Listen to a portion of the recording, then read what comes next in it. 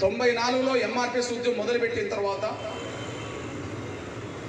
97 నాటికే హైదరాబాద్ నగరాన్ని 20 లక్షల మందితో దిగ్బంధం చేసిన తర్వాత ఎస్సీ వర్గీకరణ మొదటి దశలో 97లోనే వర్గీకరణ అమలు జరిగిన తర్వాత దాన్ని కుట్రబుద్ధితో మళ్ళీ వాళ్ళు అడ్డుకున్నారు.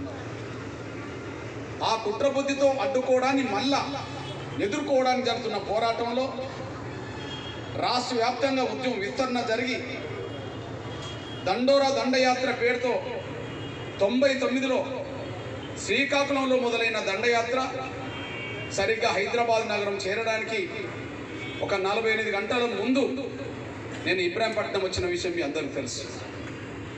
ఈ ఇబ్రాహీంపట్నం దాటి ఎలిమినేడు గ్రామంలో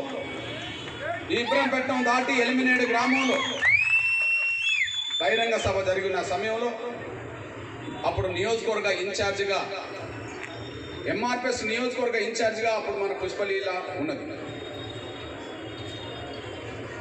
నేను ఎలిమినేడులో మీటింగ్ పెట్టి బయటకు వచ్చే సమయానికే సిఐ కృష్ణయ్య గారు అనే టైం అప్పుడు ఉండి వందలాది మంది పోలీసు వాళ్ళను అడ్డం పెట్టి నన్ను బలవంతంగా పోలీసు వ్యాన్లు ఎక్కించుకుంటే నా మీద కేసు పడితే జైలు పాలు కావాల్సి వస్తుంది, అమ్మాయి నువ్వు తొందరగా ఇక్కడి నుంచి తప్పించుకో అని చెప్పి పుష్పలీలను కారులో నుంచి దించి బయటికి పంపాల్సి వచ్చింది. ఆ రోజు ఎలిమినేట్లో అరెస్ట్ చేసిన పోలీసులు నన్ను ఇబ్రాహీంపట్నంలోనే రాత్రంతా దాచారు. వందలాది మంది పోలీస్ స్టేషన్ మనోళ్ళు ముట్టడితే నన్ను ఇక్కడి నుండి తీసుకెళ్ళి మళ్ళీ ఎల్బీ నగర్ స్టేషన్లో ఒక మారుమూల ఏరియాలో దాచారు. స్టేషన్ పరిధి దాటిన తర్వాత తెల్లారి మళ్ళీ ఇక్కడ నన్ను కోర్టుకు తీసుకొచ్చినప్పుడు మన వాళ్ళ ఆవేదన ఆగ్రహంగా మారి మొత్తం కోర్టును చుట్టుముట్టిండ్రు. మా అన్నను కోర్టుకు హాజరుపరిచి జైలు పంపితే ఒప్పుకునేది లేదని చెప్పి మొత్తం ధర్నా రాస్తోరక చేస్తే లాఠీ చార్జ్ జరిగింది. మనోళ్ళు ఎదురు తిరిగి రాళ్ళు ఇసిరారు. అదే సమయంలో లాఠీ చార్జ్ తీవ్ర రూపం తాగితే మన వాళ్ళ తలలు పగిలినాయి, మన వాళ్ళ కాళ్ళు చేతులు ఇరిగినాయి, మన వాళ్ళ నడుములు ఇరిగినాయి. ఇదే ఇబ్రాహీంపట్నంలో ఉండబడే నా మాదిగ బిడ్డలు సంవత్సరాల తరబడి మంచాలు పడుకున్నారు ఆ లాఠీ దెబ్బలకు. ఇది అందరికీ తెలుసు. కోర్టుకు హాజరుపరిచి ఇక్కడి నుంచి నన్ను జైలు పంపారు. ఆ విధంగా చంద్రబాబు నాయుడు ప్రభుత్వంలో జైలు పాలు కావాల్సి వచ్చింది. ఆ తర్వాత మళ్ళీ జైలు పాలు కావాల్సి వచ్చింది. రాజశేఖర్ గారి ప్రభుత్వంలో జైలు పాలు కావాల్సి వచ్చింది. మళ్ళీ కేసీఆర్ ప్రభుత్వంలో జైలు పాలు కావాల్సి వచ్చింది. మొన్నటికి మొన్న రేవంత్ రెడ్డి గారు మళ్ళీ అరెస్ట్ చేసి స్టేషన్లో మళ్ళీ 5-6 గంటల పాటు దిగ్బంధం చేయాల్సి వచ్చేసింది. ఇన్ని నిర్బంధాల మధ్యలో ఉద్యమం జరుగుతున్నది. కానీ లక్ష్యం వదిలే పరిస్థితి ఉండదు. లక్ష్యం వదిలే పరిస్థితి ఎందుకు ఉండదంటే వర్గీకరణ ద్వారా తప్ప మన బిడ్డలు మరో భవిష్యత్తు లేదనేసి నాకు అర్థమైపోయింది. వర్గీకరణ లేకపోతే షెడ్యూల్ కులాల కోసం వచ్చే 100 ఉద్యోగ అవకాశాలు ఉంటే 90 మాలల వాళ్ళకే పోతున్నాయని కమిషన్ చెప్పేసింది. ఏదైనా డాక్టర్ సీట్లు వచ్చినా, ఇంజనీర్ సీట్లు వచ్చినా, ఏ అవకాశాలు వచ్చినా 100 అవకాశాలు విద్యార్థుల పేరుతో ఎస్సీల పేరుతో వస్తే 90 అవకాశాలు వాళ్ళకే పోతున్నాయని నిర్ధారణ జరిగింది.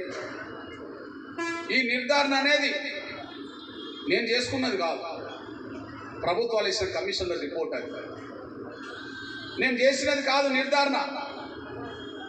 నేను ఉద్యోగం మొదలుపెట్టడానికి వచ్చిన కమిషన్ల రిపోర్ట్ కూడా కాదు, నేను పుట్టక ముందు వచ్చిన కమిషన్ రిపోర్ట్ కూడా చదవాల్సి వచ్చింది. నేను 1965 జూలై 7న పుట్టా. కానీ 1965 ఏప్రిల్ నాటికే నేను పుట్టక ముందే ఒక కమిషన్ రిపోర్ట్ ఇచ్చేసింది. ఆనాడు లాల్ బహదూర్ శాస్త్రి ప్రధానమంత్రి ఉన్న కాలంలో లోకూరు కమిటీ ఏర్పడ్డాయి. డాక్టర్ బాబాసాహెబ్ అంబేద్కర్ సాధించిన రిజర్వేషన్ల ఫలాలు అన్ని కులాలకు దక్కుతున్నాయా లేదా అనే విషయం తేల్చుకోవడానికి వేసిన కమిషన్ ఇది. 1950లో రాజ్యాంగం అమలులోకి వస్తే జనవరి నుంచి 65లో కమిషన్ పడ్డది. ఇది కేంద్ర ప్రభుత్వానికి సంబంధించిన ప్రధానమంత్రి లాల్ బహదూర్ శాస్త్రి గారు వేసిన కమిషన్. 15 ఏళ్లకే రిపోర్ట్ వచ్చింది. ఈ 15 ఏళ్ల కాలంలో రిజర్వేషన్ల ఫలాలు ఏకపక్షంగా ఉమ్మడి ఆంధ్రప్రదేశ్లో మొత్తం మాల వర్గమే అనుభవిస్తున్నది. వాళ్ళే పైకొచ్చారు. కాబట్టి షెడ్యూల్ కులాల నుంచి ముందు వాళ్ళని తొలగించాలని చెప్పి కమిషన్ రిపోర్ట్ వచ్చేసింది. నా కండ్ల ముందు, మీ కండ్ల ముందు ఈ కమిషన్ రిపోర్ట్ పెట్టాను.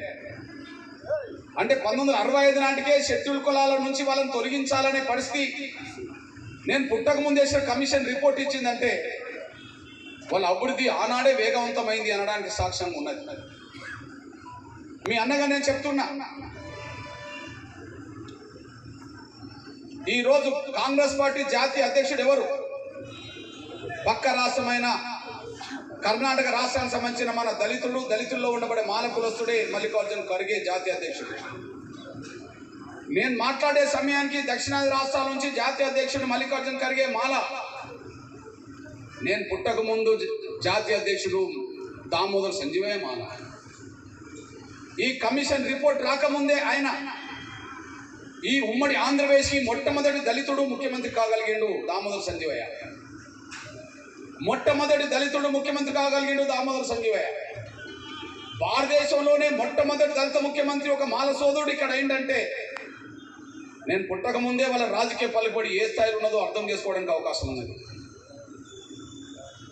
ఒక ముఖ్యమంత్రే కాదు, ఆయన కాంగ్రెస్ పార్టీకి జాతీయ అధ్యక్షుడు కూడా కాగలిగాడు. అప్పటికి నేను పుట్టలేదు. అంటే కాంగ్రెస్ పార్టీలో వాళ్ళ పలుకుబడి ఏ స్థాయిలో ఎప్పటి నుంచి ఉన్నదో అది సాక్ష్యం. కాంగ్రెస్ పార్టీలో ఏ స్థాయిలో వాళ్ళ పలుకుబడి ఎప్పటి నుంచి ఉన్నదో వాళ్ళ సాక్ష్యం. ఆ నేపథ్యంలోనే మీ